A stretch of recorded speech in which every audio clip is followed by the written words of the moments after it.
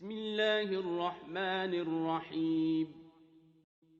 يا أيها الناس اتقوا ربكم الذي خلقكم من نفس واحدة وخلق منها زوجها وبث منهما رجالا كثيرا ونساء واتقوا الله الذي تساءلون به والأرحام إن الله كان عليكم رقيبا. وآتوا اليتامى أموالهم ولا تتبدلوا الخبيث بالطيب ولا تأكلوا أموالهم إلى أموالكم إنه كان حوبا كبيرا. وإن خفتم ألا تقسطوا في اليتامى فانكحوا ما طاب لكم من النساء مثنى وثلاث ورباع، فإن خفتم ألا تعدلوا فواحدة أو ما ملكت أيمانكم ذلك أدنى ألا تعولوا. وآتوا النساء صدقاتهن نحلة، فإن طبن لكم عن شيء منه نفسا فكلوه هنيئا مريئا. ولا تؤتوا السفهاء أموالكم التي جعل الله لكم قياما وارزقوهم فيها واكسوهم وقولوا لهم قولا معروفا. وابتلوا اليتامى حتى إذا بلغوا النكاح فإن آنستم منهم رشدا فادفعوا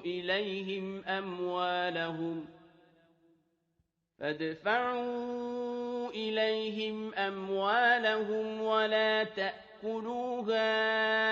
إسرافا وبدارا أن يكبروا. ومن كان غنيا فليستعفف ومن كان فقيرا فليأكل بالمعروف. فإذا دفعتم إليهم أموالهم فأشهدوا عليهم وكفى بالله حسيبا. للرجال نصيب مما ترك الوالدان والأقربون وللنساء نصيب مما ترك الوالدان والأقربون مما قل منه أو كثر نصيبا مفروضا. وإذا حضر القسمة أولو القربى واليتامى والمساكين فارزقوهم منه وقولوا لهم قولا معروفا. وليخشى الذين لو تركوا من خلفهم ذرية ضعافا خافوا عليهم فليتقوا الله وليقولوا قولا سديدا.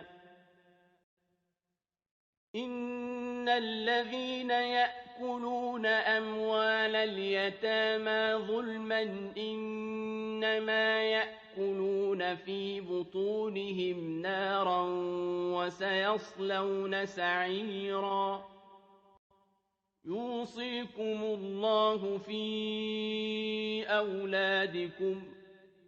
للذكر مثل حظ الأنثيين فإن كن نساء فوق 2 فلهن ثلثا ما ترك،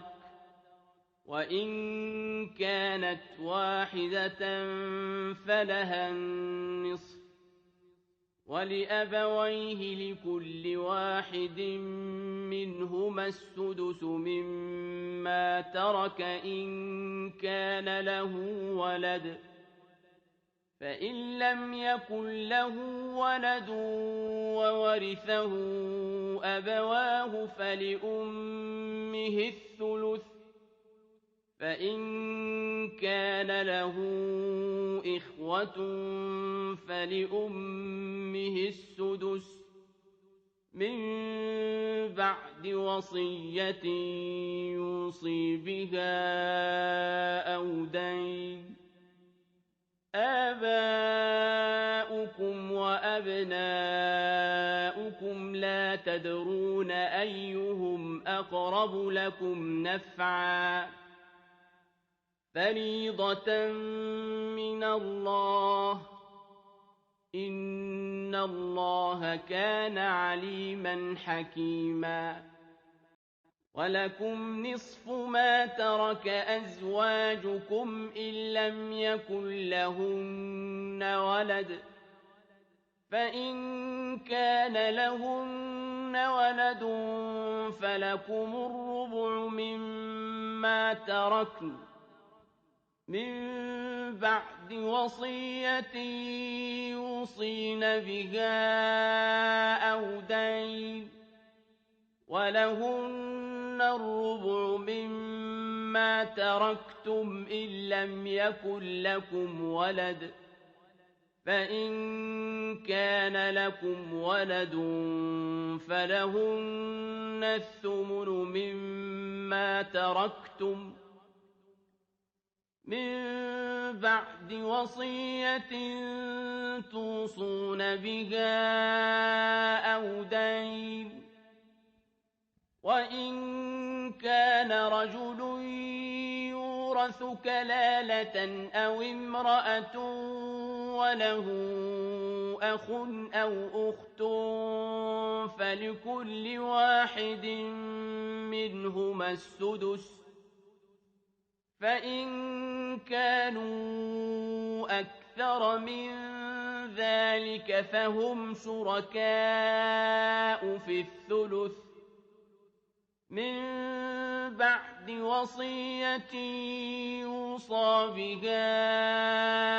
أو دين غير مضار، وصية من الله،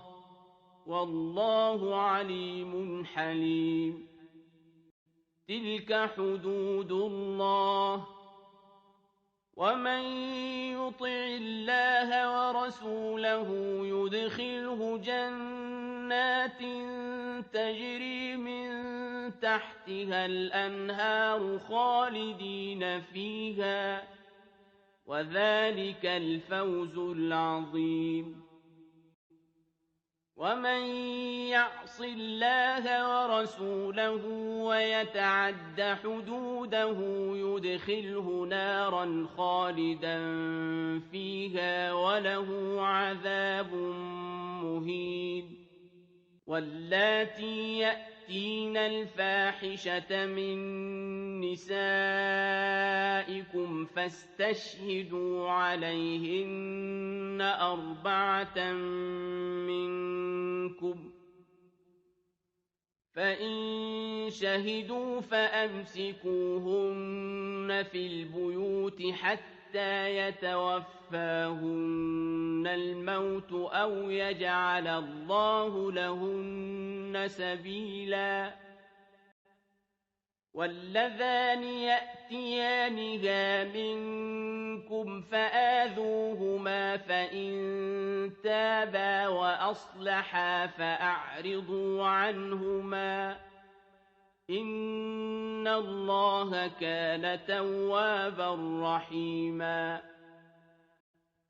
إنما التوبة على الله للذين يعملون السوء بجهالة ثم يتوبون من قريب فأولئك يتوب الله عليهم وكان الله عليما حكيما وليست التوبة للذين يعملون السيئات حتى إذا حضر أحدهم الموت قال إني تبت الآن ولا الذين يموتون وهم كفار أولئك أعتدنا لهم عذابا أليما يا أيها الذين آمنوا لا يحل لكم أن ترثوا النساء كرها ولا تعضلوهن لتذهبوا ببعض ما آتيتموهن إلا أن يأتين بفاحشة مبينة وعاشروهن بالمعروف فإن كرهتموهن فعسى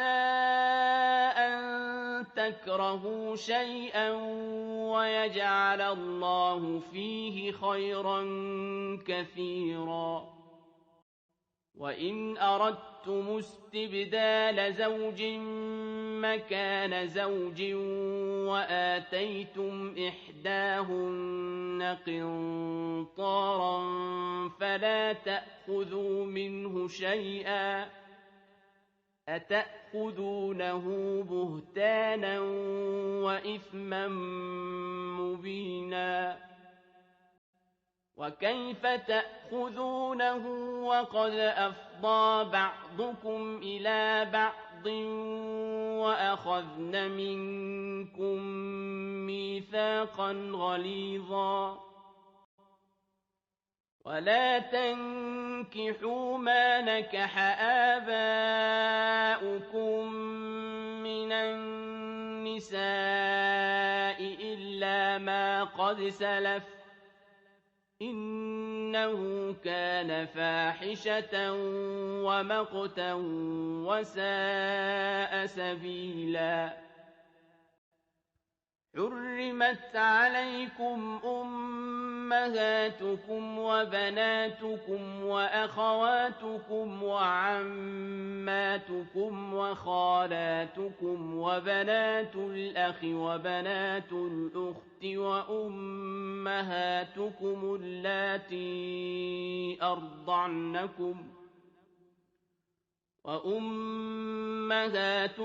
اللاتي أرضعنكم وأخواتكم من الرضاعة وأمهات نسائكم وربائبكم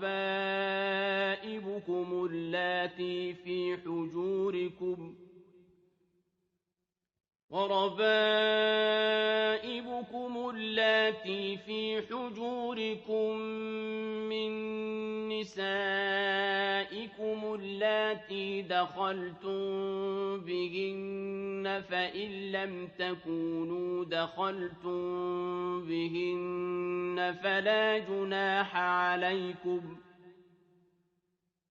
فإن لم تكونوا دخلتم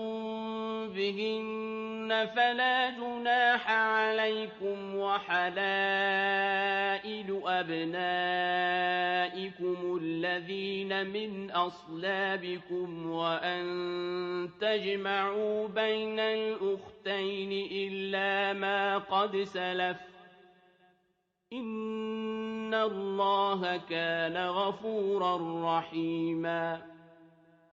والمحصنات من النساء إلا ما ملكت أيمانكم كتاب الله عليكم وأحل لكم ما وراء ذلكم أن تبتغوا بأموالكم محصنين غير مسافحين فما استمتعتم به منهن فآتوهن أجورهن فريضة ولا جناح عليكم فيما تراضيتم به من بعد الفريضة إن الله كان عليما حكيما ومن لم يستطع منكم طولا أن ينكح المحصنات المؤمنات فمما ملكت أيمانكم من فتياتكم المؤمنات والله أعلم بإيمانكم بعضكم من بعض فانكحوهن بإذن أهلهن وآتوهن أجورهن بالمعروف محصنات غير مسافحات ولا متخذات أخدان فإذا أحصن فإن أتين بفاحشة فعليهن نصف ما على المحصنات من العذاب ذلك لمن خشي العنة منكم وأن تصبروا خير لكم والله غفور رحيم يريد الله ليبين لكم ويهديكم سنن الذين من قبلكم ويتوب عليكم والله عليم حكيم والله يريد أن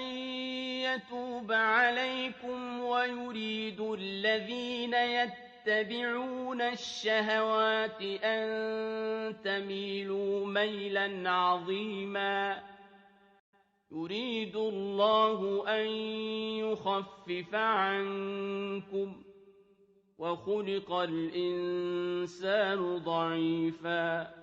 يا أيها الذين آمنوا لا تأكلوا أموالكم بينكم بالباطل إلا أن تكون تجارة عن تراض منكم ولا تقتلوا أنفسكم إن الله كان بكم رحيما ومن يفعل ذلك عدوانا وظلما فسوف نصليه نارا وكان ذلك على الله يسيرا إن تجتنبوا كبائر ما تنهون عنه نكفر عنكم سيئاتكم وندخلكم مدخلا كريما ولا تتمنوا ما فضل الله به بعضكم على بعض للرجال نصيب مما اكتسبوا وللنساء نصيب مما اكتسبن واسألوا الله من فضله إن الله كان بكل شيء عليما ولكل جعلنا موالي مما ترك الوالدان والأقربون والذين عقدت أيمانكم فآتوهم نصيبهم إن الله كان على كل شيء شهيدا الرجال قوامون على النساء بما فضل الله بعضهم على بعض وبما أنفقوا من أموالهم فالصالحات قانتات حافظات للغيب بما حفظ الله واللاتي تخافون نشوزهن فعظوهن واهجروهن في المضاجع واضربوهن فإن أطعنكم فلا تبغوا عليهن سبيلا إن الله كان عليا كبيرا وإن خفتم شقاق بينهما فبعثوا حكما من أهله وحكما من أهلها إن يريدا إصلاحا يوفق الله بينهما إن الله كان عليما خبيرا واعبدوا الله ولا تشركوا به شيئا وبالوالدين إحسانا وبذي القربى واليتامى والمساكين والجار ذي القربى والجار الجنب والصاحب بالجنب وابن السبيل وما ملكت أيمانكم إن الله لا يحب من كان مختالا فخورا الذين يبخلون ويأمرون الناس بالبخل ويكتمون ما آتاهم الله من فضله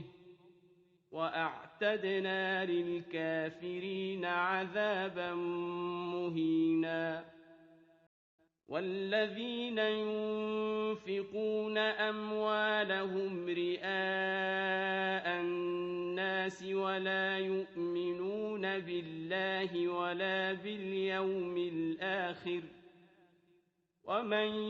يكن الشيطان له قرينا فساء قرينا وماذا عليهم لو آمنوا بالله واليوم الآخر وأنفقوا مما رزقهم الله وكان الله بهم عليما إن الله لا يظلم مثقال ذرة وإن تك حسنة يضاعفها ويؤت من لدنه أجرا عظيما فكيف إذا جئنا من كل أمة بشهيد وجئنا بك على هؤلاء شهيدا يومئذ يود الذين كفروا وعصوا الرسول لو تسوى بهم الأرض ولا يكتمون الله حديثا يا أيها الذين آمنوا لا تقربوا الصلاة وأنتم سكارى حتى تعلموا ما تقولون لا تقربوا الصلاة وأنتم سكارى حتى تعلموا ما تقولون ولا جنبا إلا عابري سبيل حتى تغتسلوا وإن كنتم مرضى أو على سفر أو جاء أحد منكم من الغائط أو لامستم النساء فلم تجدوا ماء فتيمموا تيمموا صعيدا طيبا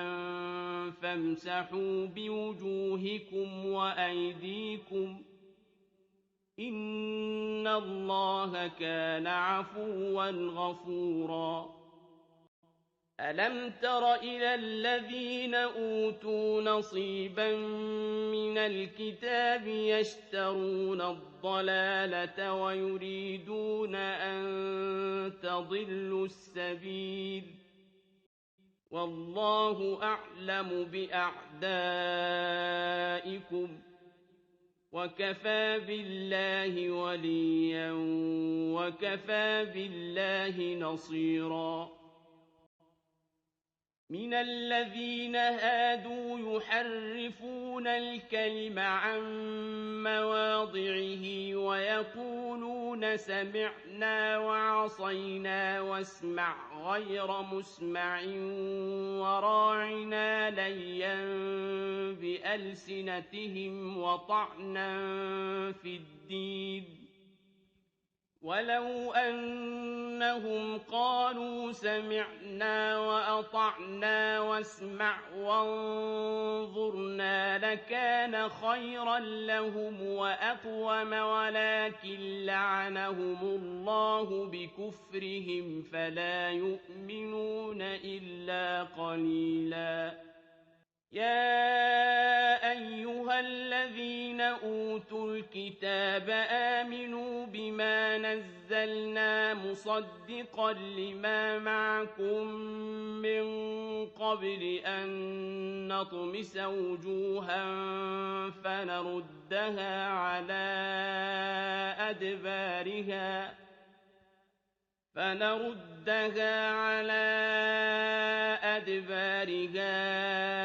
أو نلعنهم كما لعنا أصحاب السبت وكان أمر الله مفعولا إن الله لا يغفر أن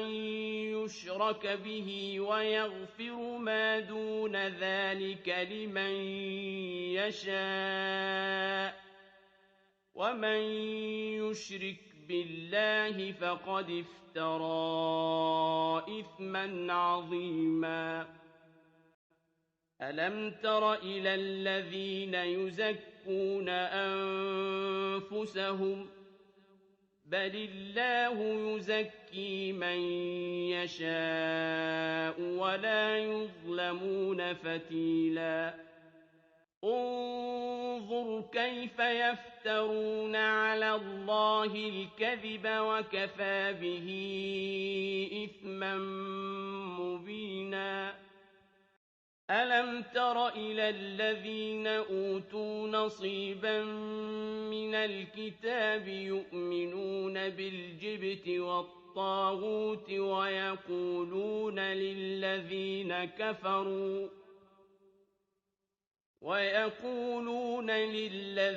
كفروا هؤلاء أهدى من الذين آمنوا سبيلا أولئك الذين لعنهم الله ومن يلعن الله فلن تجد له نصيرا أم لهم نصيب من الملك فإذا لا يؤتون الناس نقيرا أم يحسدون الناس على ما آتاهم الله من فضله فقد آتينا آل إبراهيم الكتاب والحكمة وآتيناهم ملكا عظيما فمنهم من آمن به ومنهم من صد عنه وكفى بجهنم سعيرا إن الذين كفروا بآياتنا سوف نصليهم نارا كلما نضجت جلودهم بدلناهم جلودا غيرها ليذوقوا العذاب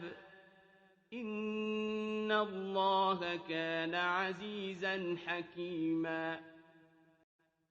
والذين آمنوا وعملوا الصالحات سندخلهم جنات تجري من تحتها الأنهار خالدين فيها أبدا لهم فيها أزواج مطهرة وندخلهم ظلا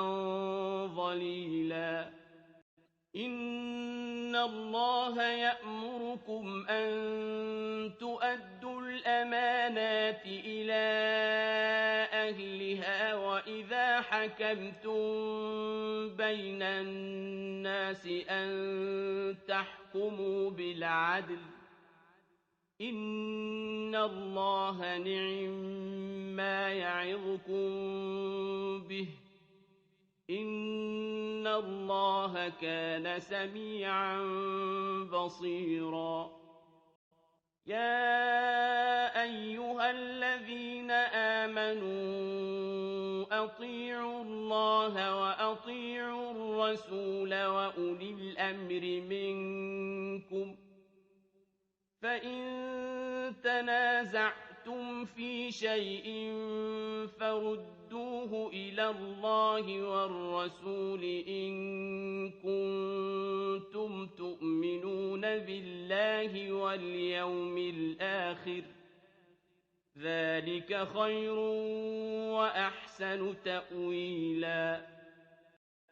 ألم تر إلى الذين يزعمون أنهم آمنوا بما أنزل إليك وما أنزل من قبلك يريدون أن يتحاكموا إلى الطاغوت وقد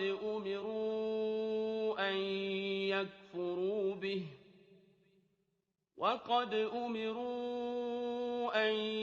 يكفروا به ويريد الشيطان أن يضلهم ضلالا بعيدا وإذا قيل لهم تعالوا إلى ما أنزل الله وإلى الرسول رأيت المنافقين يصدون عنك صدودا فكيف إذا أصابتهم مصيبة بما قدمت أيديهم ثم جاءوك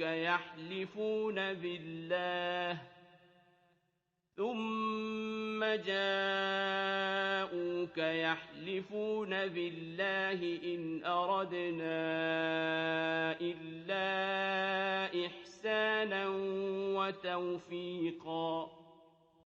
أولئك الذين يعلم الله ما في قلوبهم فأعرض عنهم وعظهم وقل لهم في أنفسهم قولا بليغا وما أرسلنا من رسول إلا ليطاع بإذن الله ولو أنهم إذ ظلموا أنفسهم جاءوك فاستغفروا الله واستغفر لهم الرسول لوجدوا الله توابا رحيما فلا وربك لا يؤمنون حتى يحكموك فيما شجر بينهم ثم لا يجدوا في أنفسهم حرجا مما قضيت ويسلموا تسليما ولو أنا كتبنا عليهم أن اقتلوا أنفسكم أو اخرجوا من دياركم ما فعلوه إلا قليل منهم ولو أنهم فعلوا ما يوعظون به لكان خيرا لهم وأشد تثبيتا وإذا لآتيناهم من لدنا أجرا عظيما ولهديناهم صراطا مستقيما ومن يطع الله والرسول فأولئك مع الذين أنعم الله عليهم من النبيين والصديقين والشهداء والصالحين وحسن أولئك رفيقا ذلك الفضل من الله وكفى بالله عليما يا أيها الذين آمنوا خذوا حذركم فانفروا ثبات أو انفروا جميعا وإن منكم لمن ليبطئن فإن أصابتكم مصيبة قال قد أنعم الله علي إذ لم أكن معهم شهيدا ولئن أصابكم فضل من الله ليقولن كأن لم تكن بينكم وبينه مودة يا ليتني كنت معهم فأفوز فوزا عظيما فليقاتل في سبيل الله الذين يشرون الحياة الدنيا بالآخرة ومن يقاتل في سبيل الله فيقتل أو يغلب فسوف نؤتيه أجرا عظيما وما لكم لا تقاتلون في سبيل الله والمستضعفين من الرجال والنساء والولدان الذين يقولون ربنا أخرجنا من هذه القرية الظالم أهلها الذين يقولون ربنا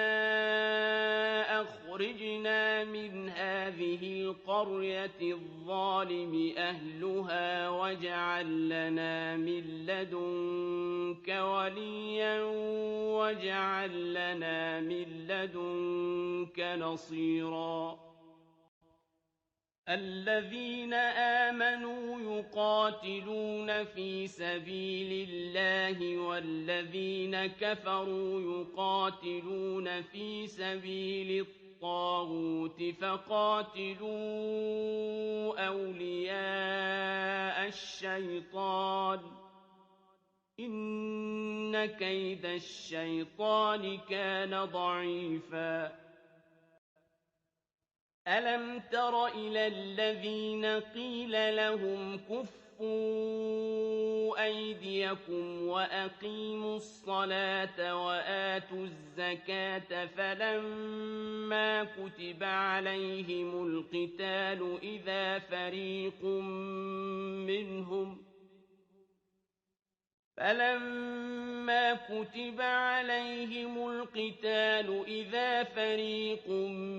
منهم يخشون الناس كخشية الله أو أشد خشية وقالوا ربنا لم كتبت علينا القتال لولا أخرتنا إلى أجل قريب قل متاع الدنيا قليل والآخرة خير لمن اتقى ولا تظلمون فتيلا أينما تكونوا يدرككم الموت ولو كنتم في بروج مشيدة وإن تصبهم حسنة يقولوا هذه من عند الله وإن تصبهم سيئة يقولوا هذه من عندك قل كل من عند الله فما لهؤلاء القوم لا يكادون يفقهون حديثا ما أصابك من حسنة فمن الله وما أصابك من سيئة فمن نفسك وأرسلناك للناس رسولا وكفى بالله شهيدا من يطع الرسول فقد أطاع الله ومن تولى فما أرسلناك عليهم حفيظا ويقولون طاعة فإذا برزوا من عندك بيت طائفة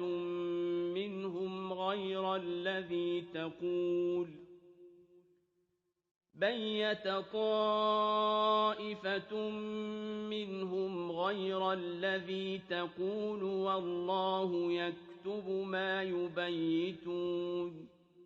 فأعرض عنهم وتوكل على الله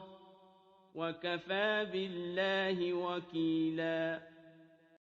أفلا يتدبرون القرآن ولو كان من عند غير الله لوجدوا فيه اختلافا كثيرا وإذا جاءهم أمر من الأمن أو الخوف أذاعوا به ولو ردوه إلى الرسول وإلى أولي الأمر منهم لعلمه الذين يستنبطونه منهم ولولا فضل الله عليكم ورحمته لاتبعتم الشيطان إلا قليلا فقاتل في سبيل الله لا تكلف إلا نفسك وحرض المؤمنين عسى الله أن يكف بأس الذين كفروا والله أشد بأسا وأشد تنكيلا من يشفع شفاعة حسنة يكن له نصيب منها ومن يشفع شفاعة سيئة يكن له كفل منها وكان الله على كل شيء مقيتا وإذا حييتم بتحية فحيوا بأحسن منها أو ردوها إن الله كان على كل شيء حسيبا الله لا إله إلا هو ليجمعنكم إلى يوم القيامة لا ريب فيه ومن أصدق من الله حديثا فما لكم في المنافقين فئتين والله أركسهم بما كسبوا أتريدون أن تهدوا من أضل الله ومن يضلل الله فلن تجد له سبيلا ودوا لو تكفرون كما كفروا فتكونون سواء فلا تتخذوا منهم أولياء حتى يهاجروا في سبيل الله فإن تولوا فخذوهم واقتلوهم حيث وجدتموهم ولا تتخذوا منهم وليا ولا نصيرا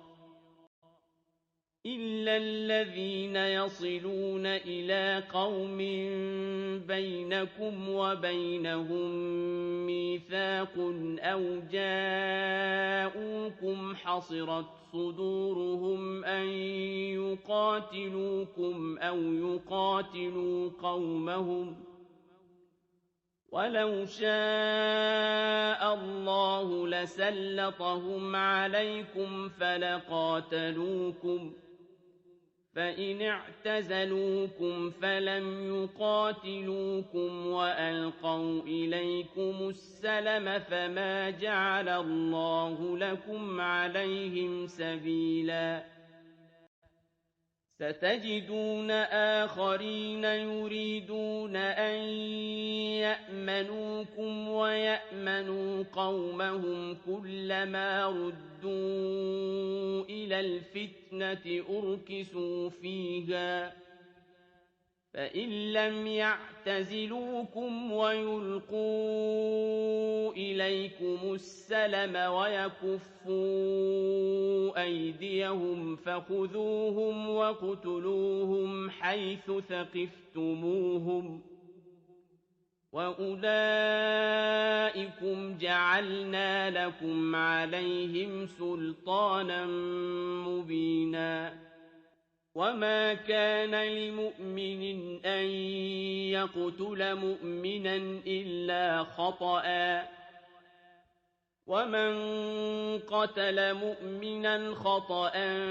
فتحرير رقبة مؤمنة ودية مسلمة إلى أهله إلا أن يصدقوا فإن كان من قوم عدو لكم وهو مؤمن فتحرير رقبة مؤمنة وإن كان من قوم بينكم وبينهم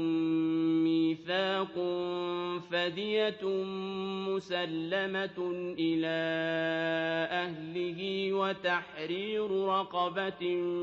مؤمنة فمن لم يجد فصيام شهرين متتابعين توبة من الله وكان الله عليما حكيما ومن يقتل مؤمنا متعمدا فجزاؤه جهنم خالدا فيها وغضب الله عليه ولعنه وأعد له عذابا عظيما يا أيها الذين آمنوا إذا ضربتم في سبيل الله فتبينوا ولا تقولوا لمن ألقى إليكم السلام لست مؤمنا ولا تقولوا لمن ألقى إليكم السلام لست مؤمنا تبتغون عرض الحياة الدنيا فعند الله مغانم كثيرة كذلك كنتم من قبل فمن الله عليكم فتبينوا إن الله كان بما تعملون خبيرا لا يستوي القاعدون من المؤمنين غير أولي الضرر والمجاهدون في سبيل الله بأموالهم وأنفسهم فضل الله المجاهدين بأموالهم وأنفسهم على القاعدين درجة وكلا وعد الله الحسنى وفضل الله المجاهدين على القاعدين أجرا عظيما درجات منه ومغفرة ورحمة وكان الله غفورا رحيما إن الذين توفاهم الملائكة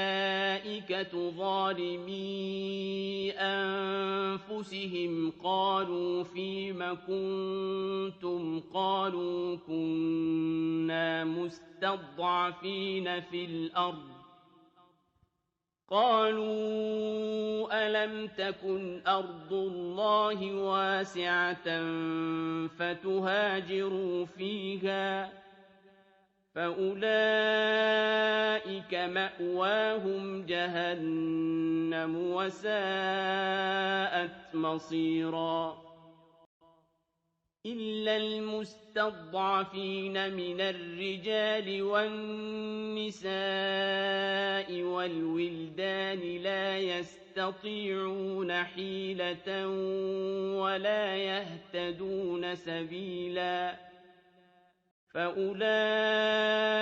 عسى الله أن يعفو عنهم وكان الله عفوا غفورا ومن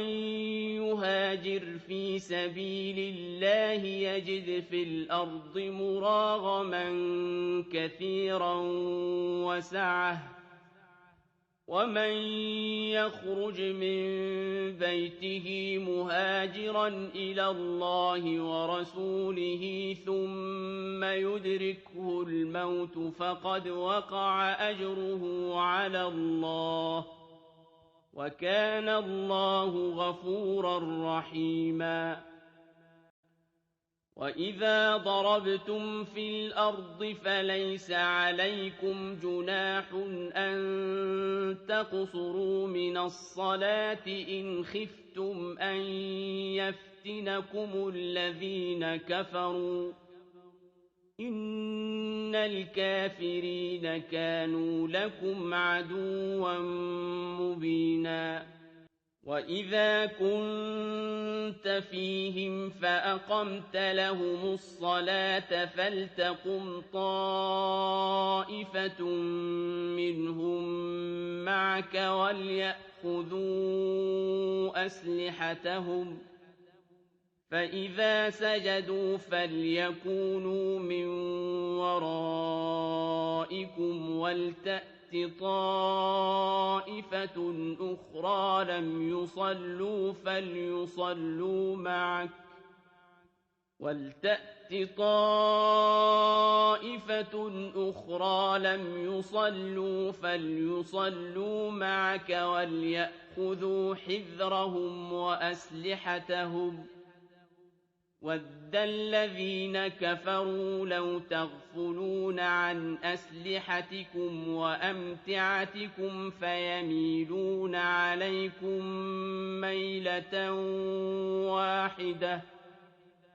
وَلَا جُنَاحَ عَلَيْكُمْ إِن كَانَ كان بكم أذى من مطر أو كنتم مرضى أن تضعوا أسلحتكم وخذوا حذركم إن الله أعد للكافرين عذابا مهينا فإذا قضيتم الصلاة فاذكروا الله قياما وقعودا وعلى جنوبكم فإذا اطمأننتم فأقيموا الصلاة إن الصلاة كانت على المؤمنين كتابا موقوتا ولا تهنوا في ابتغاء القوم إن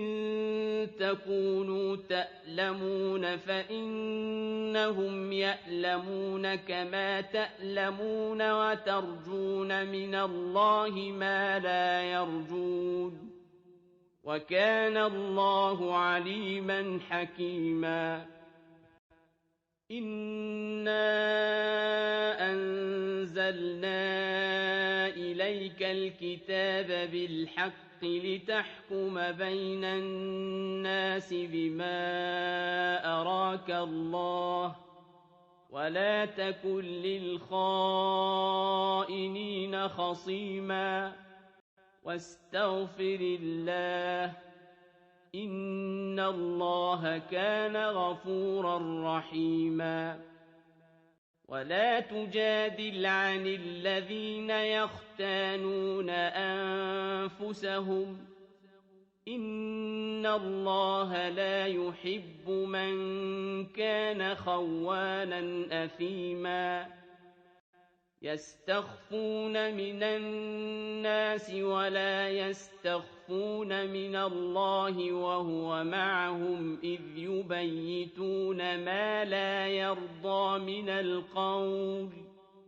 وكان الله بما يعملون محيطا ها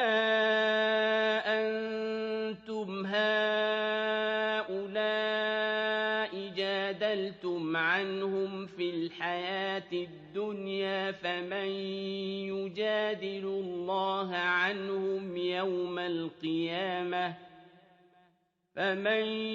يجادل الله عنهم يوم القيامة أم من يكون عليهم وكيلا ومن يعمل سوءا أو يظلم نفسه ثم يستغفر الله يجد الله غفورا رحيما ومن يكسب إثما فإنما يكسبه على نفسه وكان الله عليما حكيما ومن يكسب خطيئة أو إثما ثم يرم به بريئا فقد احتمل بهتانا وإثما مبينا ولولا فضل الله عليك ورحمته لهم طائفة منهم أن يضلوك وما يضلون إلا أنفسهم وما يضرونك من شيء وأنزل الله عليك الكتاب والحكمة وعلمك ما لم تكن تعلم وكان فضل الله عليك عظيما لا خير في كثير من نجواهم إلا من أمر بصدقة أو معروف أو إصلاح بين الناس ومن يفعل ذلك ابتغاء مرضات الله فسوف نؤتيه أجرا عظيما ومن يشاقق الرسول من بعد ما تبين له الهدى ويتبع غير سبيل المؤمنين نوله ما تولى ونصله جهنم وساءت مصيرا إن الله لا يغفر أن يشرك به ويغفر ما دون ذلك لمن يشاء ومن يشرك بالله فقد ضل ضلالا بعيدا إن يدعون من دونه إلا إناثا وإن يدعون إلا شيطانا مريدا لعنه الله وقال لأتخذن من عبادك نصيبا مفروضا ولأضلنهم ولأمنينهم ولآمرنهم فليبتكن آذان الأنعام ولآمرنهم فليغيرن خلق الله ومن يتخذ الشيطان وليا من دون الله فقد خسر خسرانا مبينا يعدهم ويمنيهم وما يعدهم الشيطان إلا غرورا أولئك مأواهم جهنم ولا يجدون عنها محيصا والذين آمنوا وعملوا الصالحات سندخلهم جنات تجري من تحتها الأنهار خالدين فيها أبدا وعد الله حقا ومن أصدق من الله قيلا ليس بأمانيكم ولا أماني أهل الكتاب من يعمل سوءا يجز به ولا يجد له من دون الله وليا ولا نصيرا ومن يعمل من الصالحات من ذكر أو أنثى وهو مؤمن فأولئك يدخلون الجنة ولا يظلمون نقيرا ومن أحسن دينا ممن أسلم وجهه لله وهو محسن واتبع ملة إبراهيم حنيفا واتخذ الله إبراهيم خليلا ولله ما في السماوات وما في الأرض وكان الله بكل شيء محيطا ويستفتونك في النساء قل الله يفتيكم فيهن وما يتلى عليكم في الكتاب في يتامى النساء اللاتي لا تؤتونهن ما كتب لهن اللاتي لا تؤتونهن ما كتب لهن وترغبون أن تنكحوهن والمستضعفين من الولدان وأن تقوموا لليتامى بالقسط وما تفعلوا من خير فإن الله كان به عليما وإن امرأة خافت من بعلها نشوزا أو إعراضا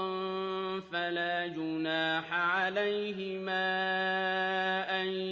يصلحا بينهما صلحا والصلح خير وأحضرت الأنفس الشح وإن تحسنوا وتتقوا فإن الله كان بما تعملون خبيرا ولن تستطيعوا أن تعدلوا بين النساء ولو حرصتم فلا تميلوا كل الميل فتذروها كالمعلقة وإن تصلحوا وتتقوا فإن الله كان غفورا رحيما وإن يتفرقا يغن الله كلا من سعته وكان الله واسعا حكيما ولله ما في السماوات وما في الأرض ولقد وصينا الذين أوتوا الكتاب من قبلكم وإياكم أن اتقوا الله وإن تكفروا فإن لله ما في السماوات وما في الأرض وكان الله غنيا حميدا ولله ما في السماوات وما في الأرض وكفى بالله وكيلا إن يشأ يذهبكم أيها الناس ويأت بآخرين وكان الله على ذلك قديرا من كان يريد ثواب الدنيا فعند الله ثواب الدنيا والآخرة وكان الله سميعا بصيرا يا أيها الذين آمنوا كونوا قوامين بالقسط شهداء لله ولو على أنفسكم أو الوالدين والأقربين إن يكن غنيا أو فقيرا فالله أولى بهما فلا تتبعوا الهوى أن تعدلوا وإن تلووا أو تعرضوا فإن الله كان بما تعملون خبيرا يا أيها الذين آمنوا بالله ورسوله والكتاب الذي نزل على رسوله والكتاب الذي أنزل من قبل ومن يكفر بالله وملائكته وكتبه ورسله واليوم الآخر فقد ضل ضلالا بعيدا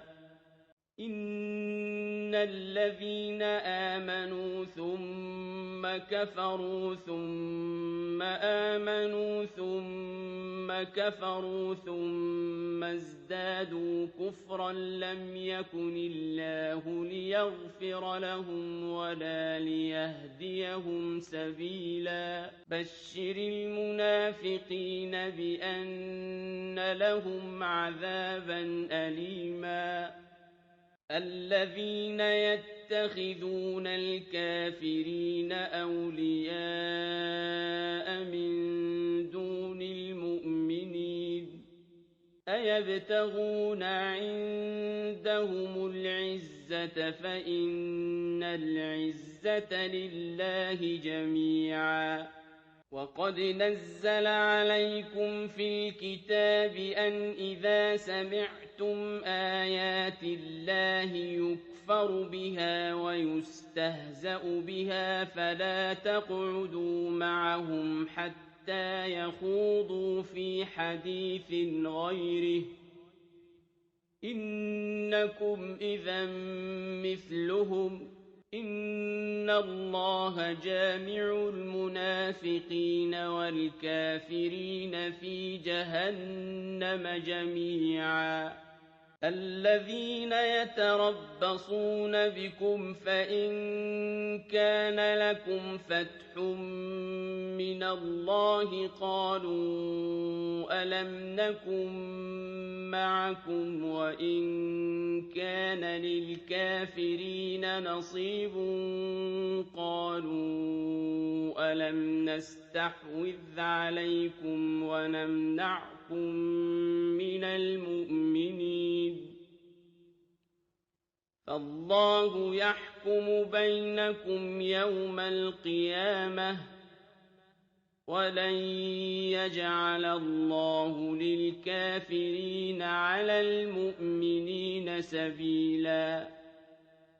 إن المنافقين يخادعون الله وهو خادعهم وإذا قاموا إلى الصلاة قاموا كسالى يراءون الناس ولا يذكرون الله إلا قليلا مذبذبين بين ذلك لا إله هؤلاء ولا إله هؤلاء ومن يضلل الله فلن تجد له سبيلا يا أيها الذين آمنوا لا تتخذوا الكافرين أولياء من دون المؤمنين أتريدون أن تجعلوا لله عليكم سلطانا مبينا إن المنافقين في الدرك الأسفل من النار ولن تجد لهم نصيرا إلا الذين تابوا وأصلحوا واعتصموا بالله وأخلصوا دينهم لله فأولئك مع المؤمنين وسوف يؤتي الله المؤمنين أجرا عظيما ما يفعل الله بعذابكم إن شكرتم وآمنتم وكان الله شاكرا عليما لا يحب الله الجهر بالسوء من القول إلا من ظلم وكان الله سميعا عليما إن تبدوا خيرا أو تخفوه أو تعفوا عن سوء فإن الله كان عفوا قديرا إن الذين يكفرون يكفرون بالله ورسله ويريدون أن يفرقوا بين الله ورسله ويقولون نؤمن ببعض ونكفر ببعض ويريدون أن يتخذوا بين ذلك سبيلا أولئك هم الكافرون حقا وأعتدنا للكافرين عذابا مهينا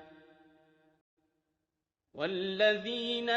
آمنوا بالله ورسله ولم يفرقوا بين أحد منهم أولئك سوف يؤتيهم أجورهم وكان الله غفورا رحيما يسألك أهل الكتاب أن تنزل عليهم كتابا من السماء فقد سألوا موسى أكبر من ذلك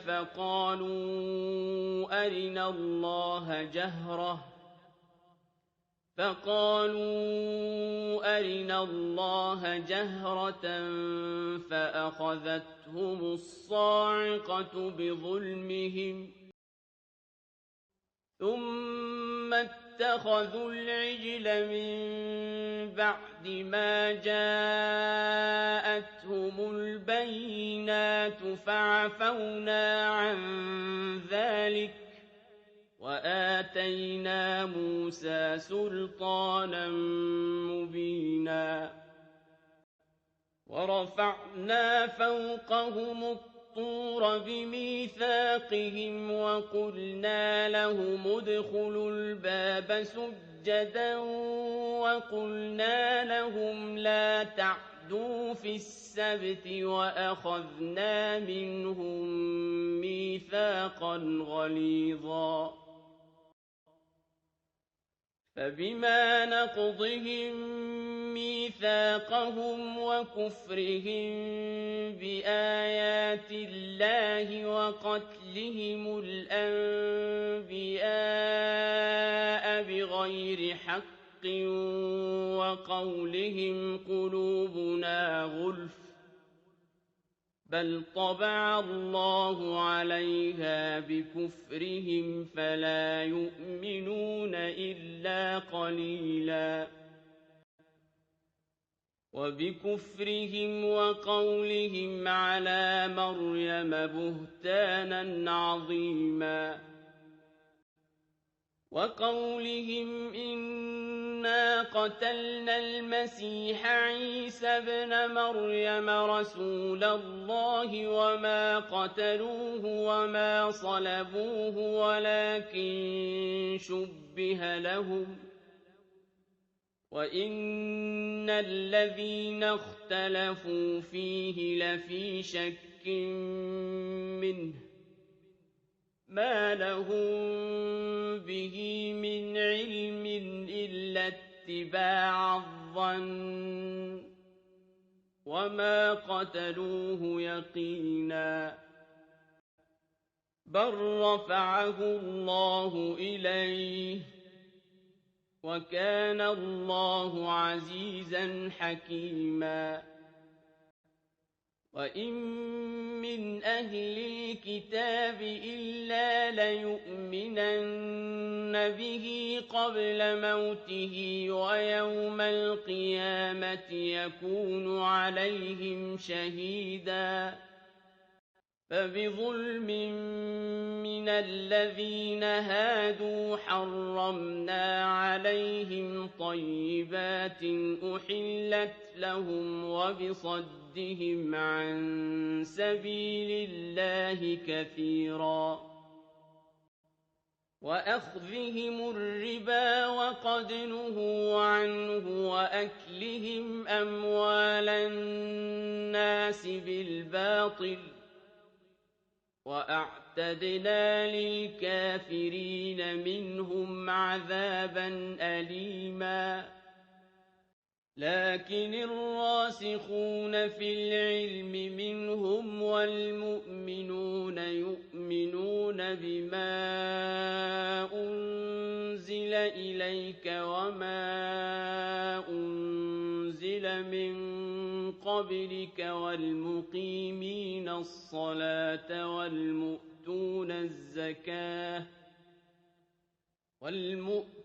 الزكاة والمؤمنون بالله واليوم الآخر أولئك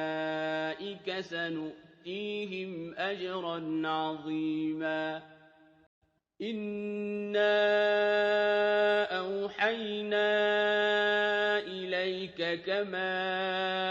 أوحينا إلى نوح والنبيين من بعده وأوحينا إلى إبراهيم وإسماعيل وإسحاق ويعقوب والأسباط وعيسى وأيوب ويونس وهارون وسليمان وآتينا داود زبورا ورسلا قد قصصناهم عليك من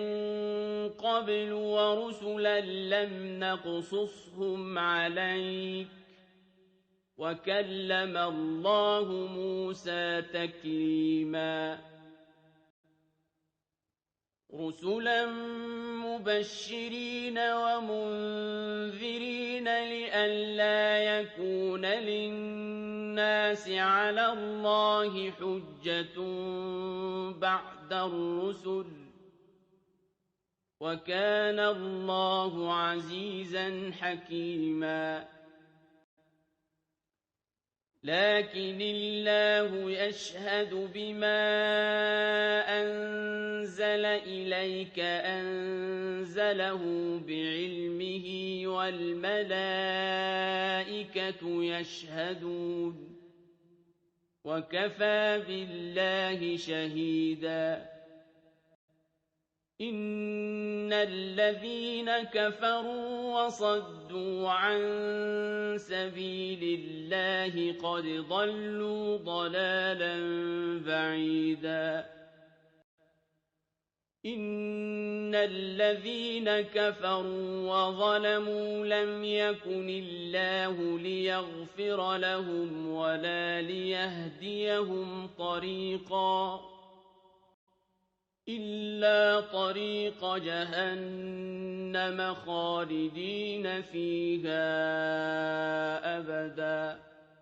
وكان ذلك على الله يسيرا يا أيها الناس قد جاءكم الرسول بالحق من ربكم فآمنوا خيرا لكم وإن تكفروا فإن لله ما في السماوات والأرض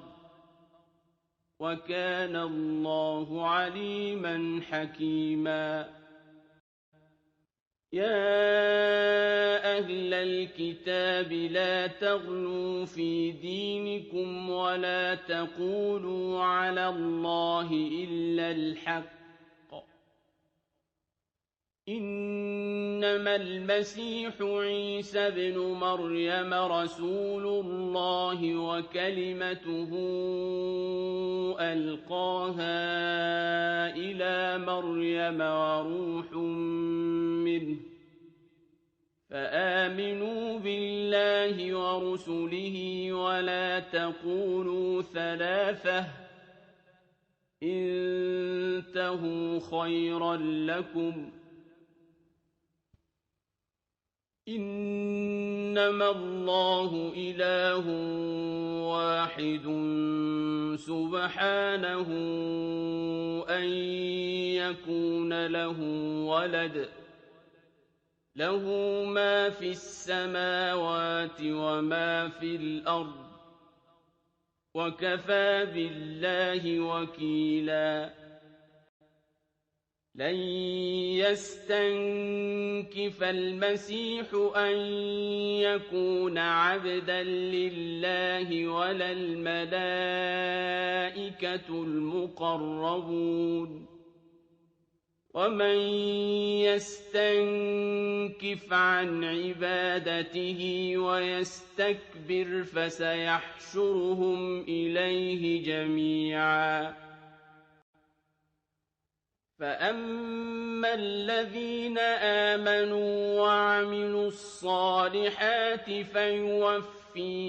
أجورهم ويزيدهم من فضله وأما الذين استنكفوا واستكبروا فيعذبهم عذابا أليما ولا يجدون لهم من دون الله وليا ولا نصيرا يا أيها الناس قد جاءكم برهان من ربكم وأنزلنا إليكم نورا مبينا فأما الذين آمنوا بالله واعتصموا به فسيدخلهم في رحمة منه وفضل ويهديهم إليه صراطا مستقيما يستفتونك قل الله يفتيكم في الكلالة إن امرؤ هلك ليس له ولد وله أخت فلها نصف ما ترك وهو يرثها إن لم يكن لها ولد فإن كانتا اثنتين فلهما الثلثان مما ترك وإن كانوا إخوة رجالا ونساء فللذكر مثل حظ الأنثيين يبين الله لكم أن تضلوا والله بكل شيء عليم